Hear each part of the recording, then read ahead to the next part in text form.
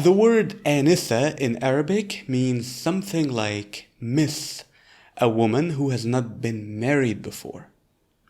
But some 1400 years ago, we see that Antara ibn Shaddad, who is one of the most famous Arab poets, used the word anisa to describe his woman, Abla.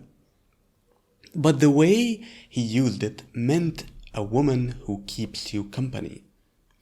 And this makes sense because the word comes from the same root as the verb anasa, yu'nisu in Fusha, or onnis, yuwannis in Egyptian Arabic, which means to keep someone company. But if we dig even deeper, we see that the verb also means to sense or notice.